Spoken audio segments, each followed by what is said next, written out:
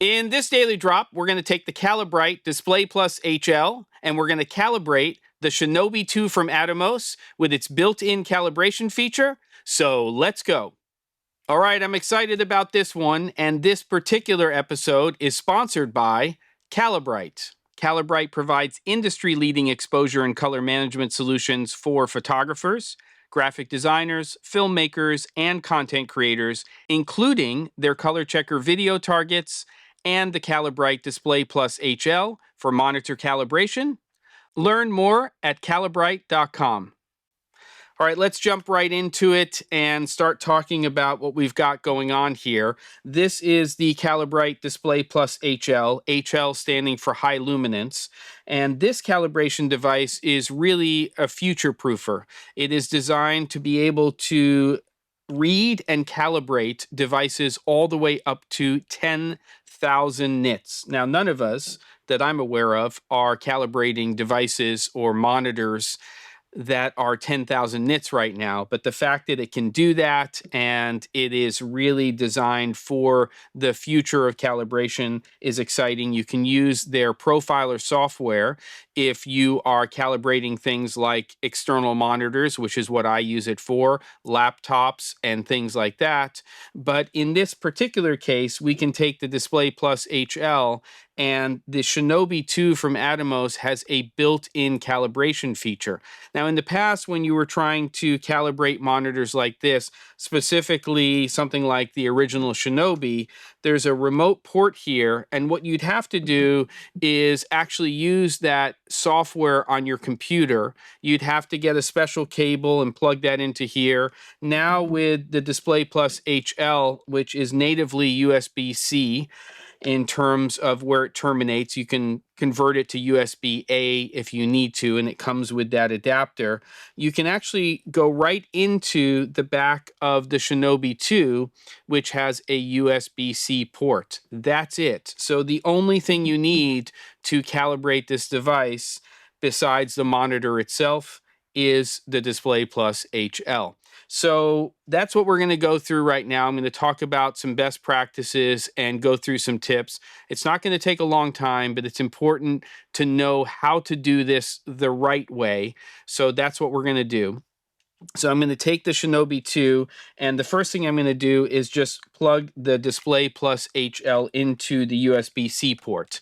And make sure, and this is really one of the key things right now that you need to know about, is make sure that you've had the Shinobi 2 monitor on for a period of time, because it needs to warm up. Okay, now with that plugged in, what we're going to do is we're going to move this white diffuser in the front, because that's really for ambient light readings and things like projectors, which, by the way, is the reason that you have this little quarter 20 tap on here.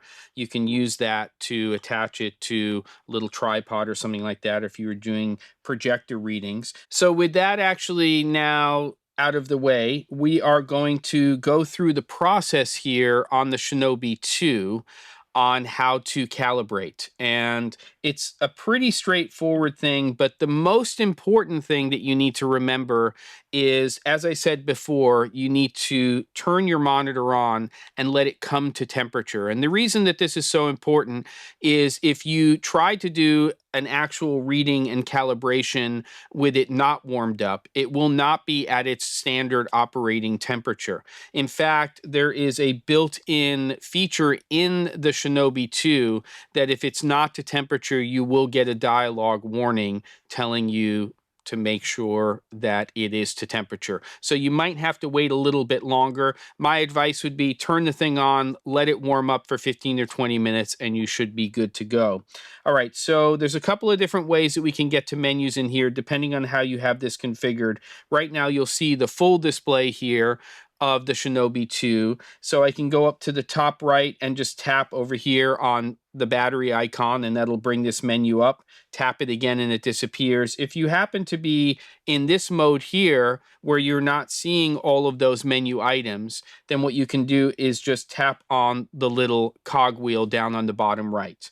And then you'll see that we have different menu options here that we can go through. The one that we want to go to is the one called Control.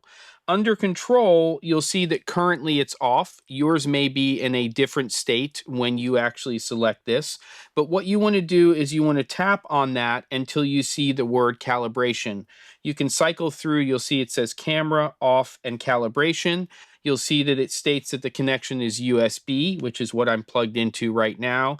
And then the key to the castle here is you've got to go up to the info screen, and this is where you can actually access the calibration feature. And what we need to do is place this, and I generally like to do this with the monitor just flat like this. You can do it a different way, but with small monitors, it definitely makes sense to just have it on a table.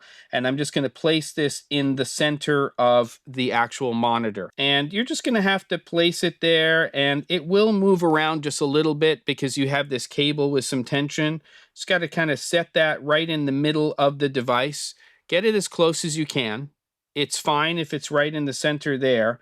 And then what we're going to do is we're going to press the calibration button, and then there's a confirm screen over here. I'll just move this off for a second so you can see that. It wants to make sure that the probe, as I said, is in the center. And you're just going to place that there. And it is a little tight here to get to the confirm screen, but I'm just going to go ahead and press that. And then it will actually start the process of calibrating the actual monitor. Now, this is going to take a little bit of time, of course, because it has to go through the entire process of calibrating this. And this will take a few minutes, so just have some patience. And this is, in a video like this, the time where we fast forward.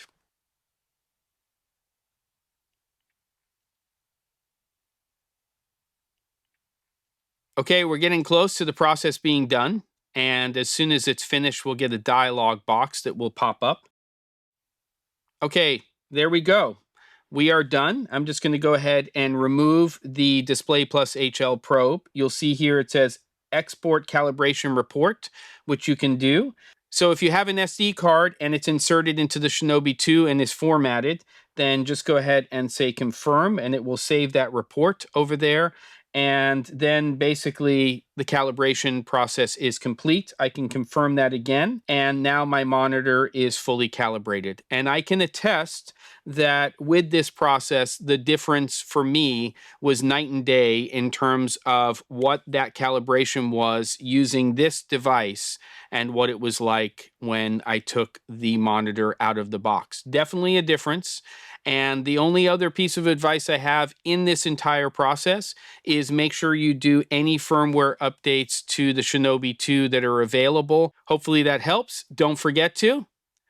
And I'll see you on the next episode of The Daily Drop.